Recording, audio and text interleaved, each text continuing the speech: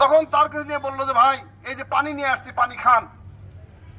তখন দেখা গেল যে পাশে আরেকজন ব্যক্তি চিৎকার করলো পানি পানি করে। তখন ওই ব্যক্তি বললো যে ভাই আমার সে ওই ভাইয়ের পিপাসা বেশি, অতএব তার কাছে এই পানিটা নিয়ে যান। তখন তিনি দৌড়ে ওই ব্যক্তির কাছে গেলেন। যখন ওই ব্যক্তির কাছে গেলেন, পাশে আরেকজন ব্যক্তি পানি পানি করে চিৎকার করছিলেন। তখন ওই ব্যক্তি বলল যে ভাই আমার সে তার পানি পিপাসা বেশি, আপনি তার কাছে নিয়ে যান। এইভাবে 6 জন ব্যক্তির কাছে গিয়েছেন। শেষ ব্যক্তি যখন পানি পানি করে চিৎকার করছে, তখন তাকে পানি ধরা হয়েছে। তখন সে বলেছে ভাই ওই যে প্রথম ব্যক্তি যে চিৎকার করছিল তাকে কি পানি দিয়েছেন? বলে যে না ভাই, সে পানি পান করে নাই।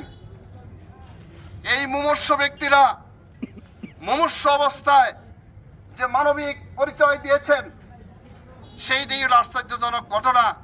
যে প্রথম ব্যক্তি, উনি বলছে যান প্রথম ব্যক্তির কাছে যান। তখন প্রথম ব্যক্তির কাছে গিয়েছে, যায় দেখে যে ওই ব্যক্তি শহীদ হয়ে গেছে। তারপরে দ্বিতীয় ব্যক্তি, তৃতীয় ব্যক্তি, ষষ্ঠ ব্যক্তি পর্যন্ত সবাই শহীদ হয়েছে, কিন্তু তারা পানি পান করে নাই।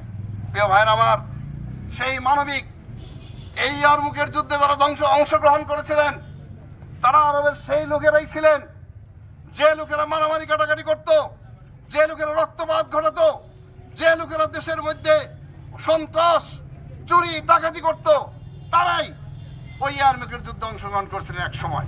পরবর্তী সময়ে যখন মহানবী সাল্লাল্লাহু আলাইহি ওয়াসাল্লামকে তাদেরকে দাওয়াত দিয়েছেন, কোরআনের আলোকে তাদের জীবনকে গড়ে তুলেছেন, তখন তাদের ভিতরে মানবিকতা তৈরি হয়েছে।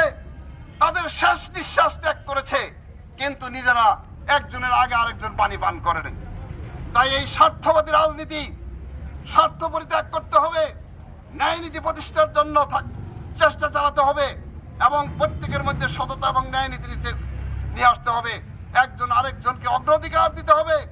আরেকজন পেটের ক্ষুধা লাগছে কিনা সেটা আমাদের দেখতে হবে। এটাই হবে আমাদের জামাত ইসলামের আদর্শ। সেই মহানবী সাল্লাল্লাহু আলাইহি সাল্লামের আদর্শ আমরা কায়েম করতে চাই, সেই সাহাবীদের আদর্শ আমরা কায়েম করতে চাই। প্রিয় ভাইয়ের আমার, আর একটা ঘটনা আপনারা জানেন, সেটাও জানেন যে এক ভাই একটা ছাগল জবাই করেছিলেন, এক সাহাবী। সেই ছাগলের মাথাটা তিনি প্রতিবেশী আরেক ভাইয়ের কাছে পাঠিয়ে দিয়েছেন।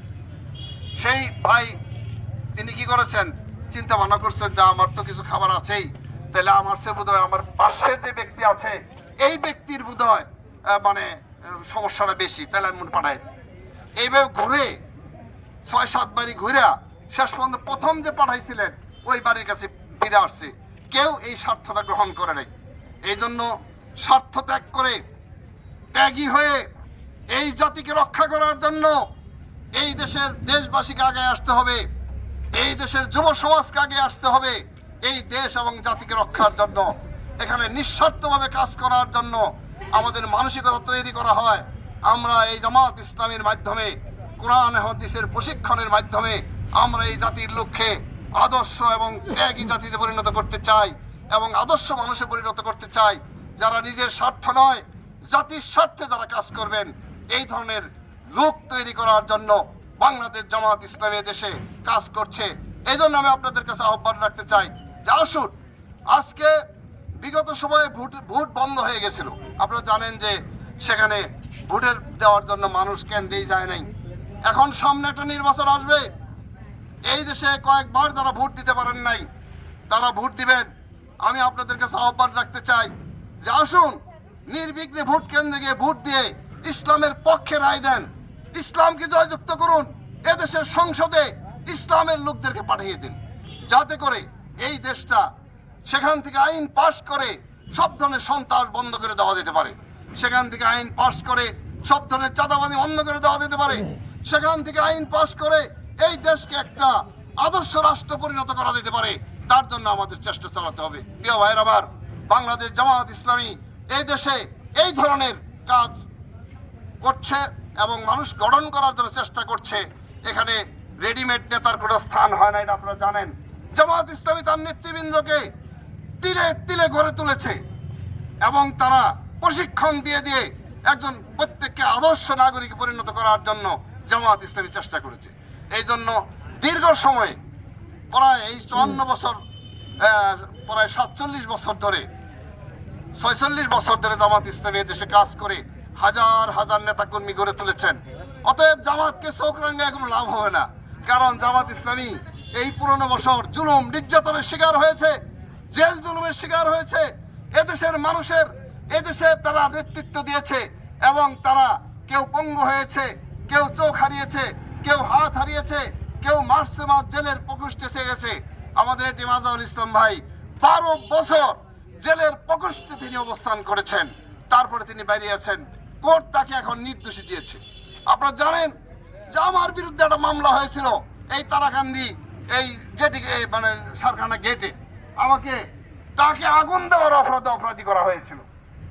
আপনারা শুনলে খুশি হবেন, শেষ পর্যন্ত বিচারকরা কোনো সাক্ষী না পেয়ে তারা আমাদেরকে নির্দোষ খালাস দিয়ে বলেছেন যে আপনারা কোনো অপরাধী না। প্রিয় ভাইয়ের আমার, এইভাবে দেশের নিরীহ মানুষের উপর যে জুলুম নির্যাতন চলছে, আমরা হুঁশিয়ার দিতে চাই, আমরা হুঁশিয়ার করে বলতে চাই, সাবধান, এই জামাত ইসলামীর দিকে চোখ রাঙাবেন না, জামাত ইসলামীকে হুমকি দিবেন না। কি জন্য আমি এই কথা আমরা বলতে চাই? আল্লাহ রাব্বুল আলামিন বলেছেন কোরআনে, আমাদের শিক্ষা দিয়েছেন ইন্নাল্লাহা মা'ানা, আল্লাহ আমাদের সাথে আছে। আল্লাহ বলেছেন ইউরিদুন আলিয়ুতফিউ নূরাল্লাহি বিআফওয়াহিহিম আল্লাহু মুতিম্মু নূরিহি ওয়ালাউ কারিহাল কাফিরুন। প্রিয় ভাইয়ের আমার, আল্লাহ ইউরিদুন আলিয়ুতফিউ নূরাল্লাহি, তারা মুখের ফুৎকারে ইসলামের আলোকে নিভিয়ে দিতে চায়। আল্লাহ কোরআনে সূরা সফে বলেছেন তারা মুখের আলোকে, মুখের ফুৎকার দিয়ে ইসলামের আলোকে নিভিয়ে দিতে চায়। কিন্তু আল্লাহ বলছেন আল্লাহু মুতিম্মু নূরিহি, কিন্তু আল্লাহ এই ইসলামের আলোকে প্রজ্বলিত করবেন, এই ইসলামকে প্রতিষ্ঠিত করবেন। ওয়ালাউ